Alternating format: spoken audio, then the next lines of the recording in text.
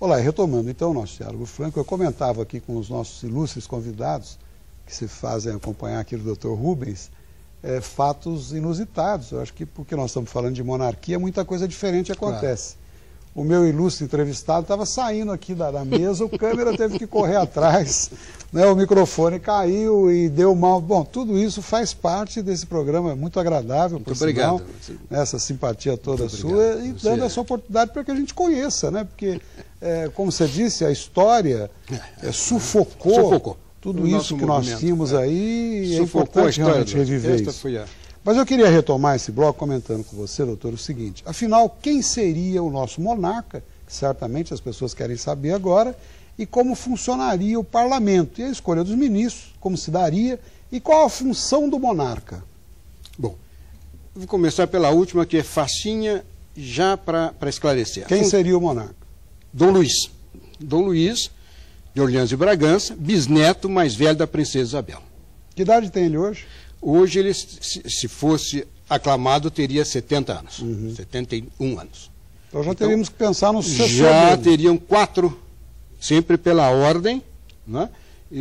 Porque um rei é preparado para ser rei. Então, todos eles estão preparados. E aí vem esta questão que você me fez agora. Qual a função do monarca? A função do monarca, ele é de proteger o seu povo contra os maus governos. Esta é a primeira função. Defender as viúvas e os órfãos, os fracos, os oprimidos, aqueles que perderam as eleições. Então, evitar as crises de governo através de um poder moderador. E esse poder moderador... E ele teria instrumentos para isso, doutor? Tem. Ele tem instrumentos muito fortes, dado pela Constituição. Ele é engessado. O monarca não pode fazer o que ele quer. O monarca, ele é engessado por uma Constituição muito mais rígida do que a Constituição das repúblicas. Um presidente pode fazer o que quer, o monarca não. Exemplo, um monarca que não esteja em situações de risco de um país, perde-se o seu trono. Por exemplo, na Guerra do Paraguai, Dom Pedro II foi o voluntário da pátria número 1. E não quiseram deixar, porque era de segurança nacional. E ele falou, se não for, eu renuncio e vou como número 2 ou número 1000, mas eu vou para esta guerra, porque foi invadido o meu país. E ele tinha que estar pela Constituição e pela formação dele de defensor da pátria. Então ele não podia trair a seu povo. Quando, na Guerra das Malvinas, o príncipe de Gales estava no porta-aviões. Com 17, 18 anos. O senhor não entende, não acha que as crises seriam sucessivas, derrubando um a um cada governo instalado nesse sistema? Não pela mesma função do monarca. O monarca harmoniza. E pelo exemplo. A monarquia tem um caráter que chama o caráter imponente da monarquia, que é a tradição, que é a glória, que é a coragem, que é vamos dizer, o sacrifício pelo seu povo. Mas o povo teria que primeiro ser educado para isso, o senhor não acha? A nossa educação aqui no Brasil deixa a desejar em muito. Veja que os candidatos a presidente falando em educação, prioridade, mas se fala há quanto tempo? E na realidade faz-se muito pouco para isso. Como é que uma criança ou um jovem que nos assiste agora vai entender a importância disso que o senhor está falando? Isso passa a ser utópico para muita gente. Exato. Isto foi a obra que a República fez. Foi a grande obra, o desconhecimento da história.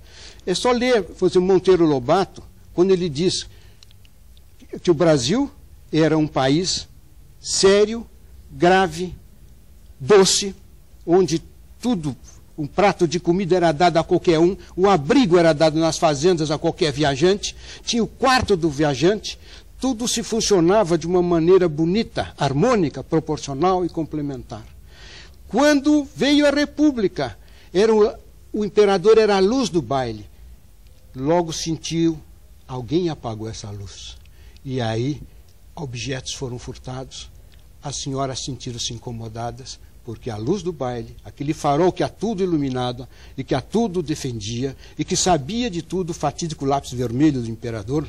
O lápis naquele tempo era um instrumento moderno, porque a caneta é mais antiga, mas o lápis fazia uma pontazinha dentro de uma madeira de grafite, precisava ter indústria melhor do que a pena. Não é? Então, ele tinha o fatídico lápis vermelho, que tudo anotava e que sabia.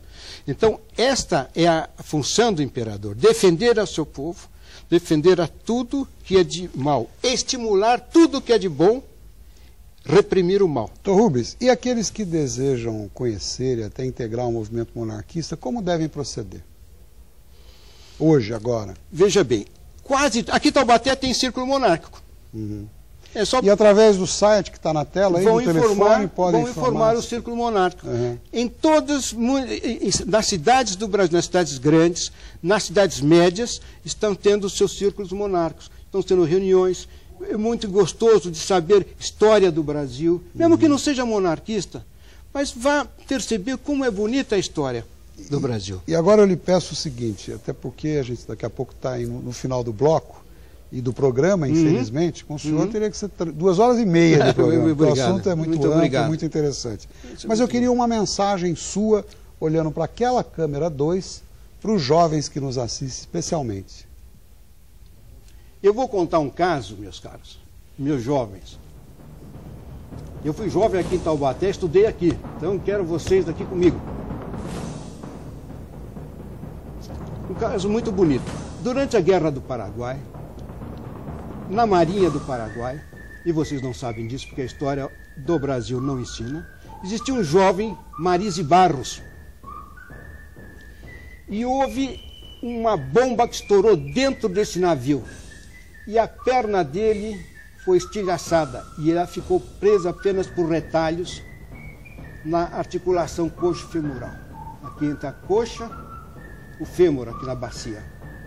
Ele perdeu muito sangue, tiveram 30 mortos naquela embarcação, e ele teve que ser operado e a pedra tinha que ser amputada. Ele não podia tomar clorofórmio, porque estava muito fraco.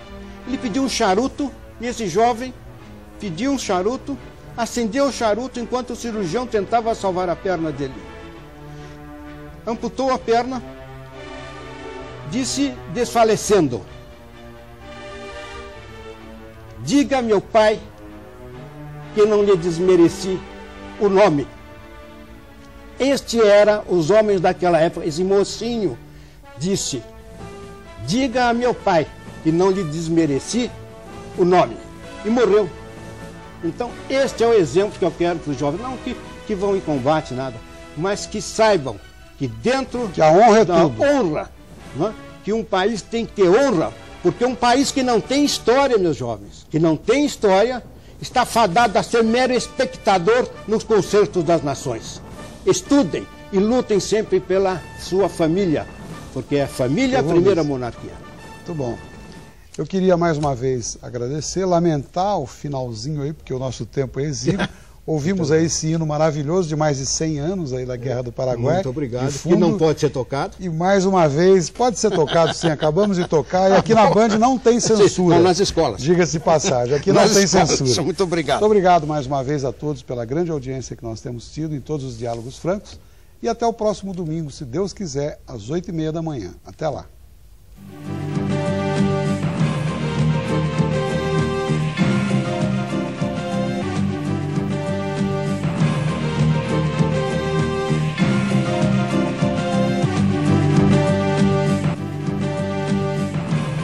Diálogo Franco. Oferecimento Valdo Leon. Atendimento e serviços para deixar você totalmente satisfeito.